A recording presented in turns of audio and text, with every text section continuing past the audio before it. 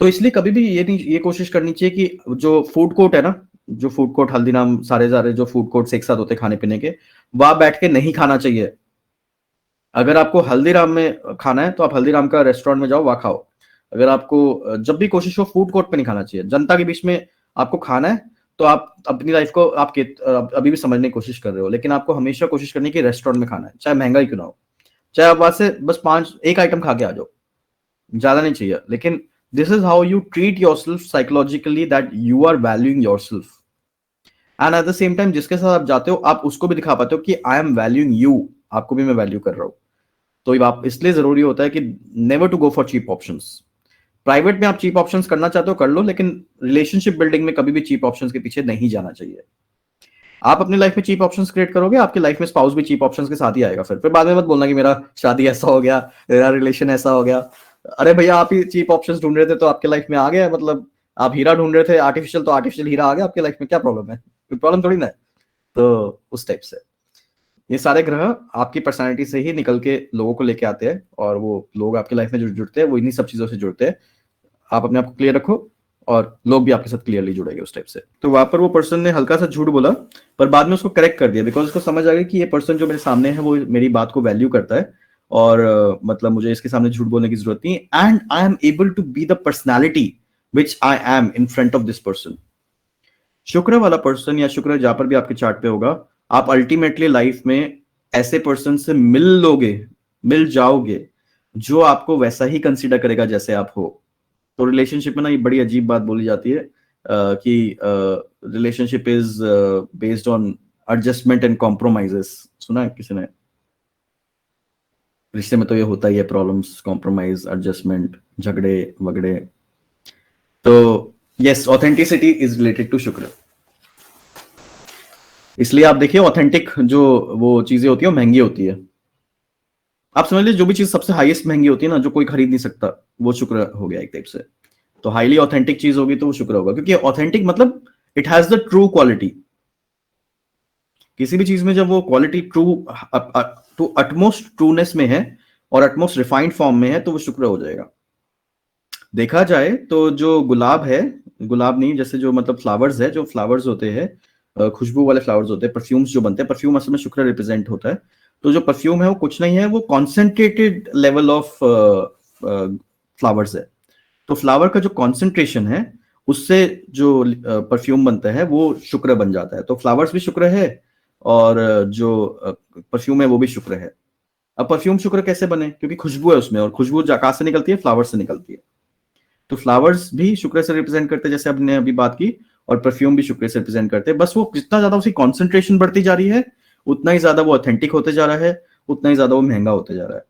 जितना ज्यादा वो इन अवेलेबिलिटी ऑफ पीपल है, जैसे गुलाब जो है वो लोगों के अवेलेबिलिटी में है, अब लोगों को अवेलेबल है। तो गुलाब वैसे लेवेंडर बोलना एग्जांपल यूज करना चाहिए मुझे, तो लेवेंडर जो है वो लोगों के अवेलेबल में है, लोगों के पास रहता है, लोगों के पास फ्लावर के फॉर्म में रहता है, तो उसकी वैल्यू जितनी है सो है। ऑर्किड की जितनी वैल्यू सो है सो है। लेकिन जैसे ही उसका रिफाइंड वर्जन या उसका हायर वर्जन, अपग्रेडेड वर्जन निकाल देते हैं, तो उसकी वैल्यू बढ़ जाती है, तो वो शुक्र बन जाता है। कोयले से बनता है डायमंड। कोयले की वैल्यू क्या है और डायमंड की वैल्यू क्या है आप समझ सकते हो। कोयला शनि है और डायमंड शुक्र है, दोनों ही एक ही जगह से निकलते हैं, लेकिन एक प्रोसेस अलग अलग है। तो आप कभी भी शुक्र वाले पर्सन पे प्रेशर नहीं डाल सकते। शुक्र वाला पर्सन झूठ नहीं बोलेगा अगर वो सही संगति में है। इसलिए आपका चार्ट में आपके पार्टनर के साथ या आपकी लाइफ में जो भी girlfriend, boyfriend, husband, wife, partner, spouse जो भी आता है, उसका आपके साथ हाईएस्ट मैचिंग या सही मैचिंग होना जरूरी है। इसलिए नहीं कि मैं बोल रहा हूँ मैच मेकिंग करो, मैं इसलिए बोल रहा हूँ कि आप खुद सोचो ना, अगर आपके पास सबसे हाईएस्ट फॉर्म ऑफ मैचिंग वाला पार्टनर, स्पाउस आ जाएगा, so you have actually acknowledged और acquired the highest form of और the purest form of Shukra in your life. और आपको और उसको, दोनों को एक दूसरे को प्रेशर करने की जरूरत नहीं पड़ेगी। जब भी कभी किसी रिलेशनशिप में इश्यू होता है तो कोई ना कोई पर्सन दूसरे पर्सन के लाइफ में पेन पॉइंट्स क्रिएट कर रहा होता है या प्रेशर क्रिएट कर रहा होता है। This is right, this is not right. Emotional pressure होता है, इमोशनल ब्लैकमेल या प्रेशर होता है कि आप ये सही नहीं कर रहे तो इसको सही करो। अब वो बंदा साइकोलॉजिकली या फिजिकली किसी तरीके से महसूस करता है कि हाँ ये हो रहा है, नहीं हो रहा है, तो पर समय के साथ वो चेंज होता है, ट्रांसफॉर्म होता है। प्रेशर के बाद लोग ट्रांसफॉर्म होते हैं। इसलिए नॉर्मली कहा जाता है कि हर एक बंदे को एक ना एक ब्रेकअप जरूर करना चाहिए जिंदगी में, या ब्रेकअप जरूर होना चाहिए।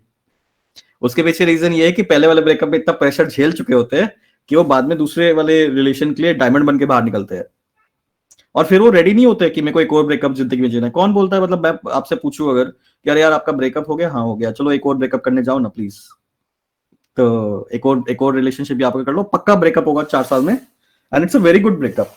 उसके बाद आप और अच्छा डायमंड बन के बाहर आओगे। तो कोई भी नहीं चाहेगा ऐसा करना, खासकर जब किसी को पता होता तो बिल्कुल भी ऐसा करना नहीं चाहेगा। And that is very clear कि मतलब हु वांट्स अ ब्रेकअप। बल्कि पहली वाले में भी कोई चाहता नहीं है, लेकिन बट समहाउ शनि के रास्ते निकलना ही होता है बंदे को। तो शनि का एक और नुकसान ये रहता है कि काफी बार ना लोग कहते हैं कि शनि जो है ना वो रिलेशनशिप डिले कर देता है या शादी डिले कर देता है। अरे वो शादी डिले नहीं करता, आप अभी अपना करियर सेट कर लो, अपनी पर्सनैलिटी को समझ जाओ, 24 घंटे के अंदर अपनी पर्सनैलिटी समझ लो और 24 घंटे में अपने करियर को सेट कर लो, बस आपकी कल शादी। शनि का फॉर्मूला यूज करना पड़ेगा ना। शनि का फॉर्मूला ये है कि जब तक आप अपने पर्सनालिटी को नहीं समझते, जब तक आप अपने करियर को पर्सनालिटी को नहीं समझोगे तो सही करियर नहीं चूज करोगे, भटक करियर चेंज करते रहोगे।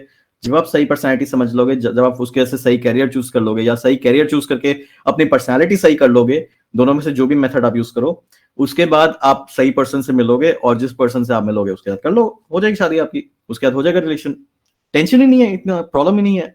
पर जब तक आप वो करते रहो, नहीं करोगे ऐसा, तो क्या होगा, आपको मिलेगा डायमंड, आपको स्पाउस मिलेगा, पर वो क्या होगा, ग्रेड डी, ग्रेड जी, ग्रेड जो भी डी वो ग्रेडिंग रहती है उसकी, तो उसकी सब ग्रेडेड वाला डायमंड मिलेगा ना, मतलब धुंधला डायमंड, अनशाइन डायमंड, रॉ डायमंड।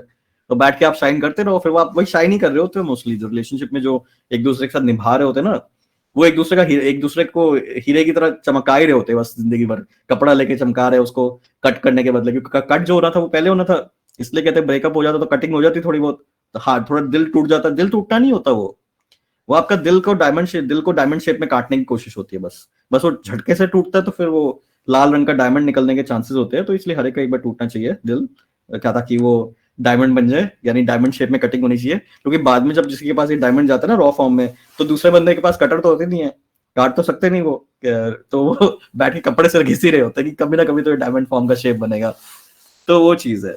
लेकिन जब जितना जल्दी वो डायमंड फॉर्म का शेप बन जाता है, मतलब आपको अजीब बात बताऊं, मुझे भी अजीब लगता है, रिलेशनशिप जिसके भी या शादी जिसकी भी होती है ना, अगर मैचिंग ना हो और या फिर मतलब निभाने वाले लोग होते हैं ना, वो आज तक या अब तक झूठ बोलते हैं। मतलब आज तक, अब तक तो मैं किसी का एग्जांपल नहीं ले रहा, मतलब वो अपने लाइफ के 40-50 साल भी निकल जाते हैं तब भी जाके झूठ बोलते हैं एक दूसरे से। झूठ के कुछ सेगमेंट्स हमेशा होते हैं जो उनकी शादी में रह जाते हैं या रिलेशनशिप में रह जाते हैं। लेकिन अगर आपके पास सही शुक्र मिलने का चांसेस है, या सही शुक्र आपको मिल जाता है, सही हीरा मिल जाता है, तो वहां से झूठ नहीं आएगा, बिकॉज दोनों को अपनी पर्सनालिटी पता है, दोनों को अपना कैरियर पता है, और दोनों को अपना शुक्र पता है कि मैं कौन हूं, मतलब मेरी वर्दीनेस क्या है।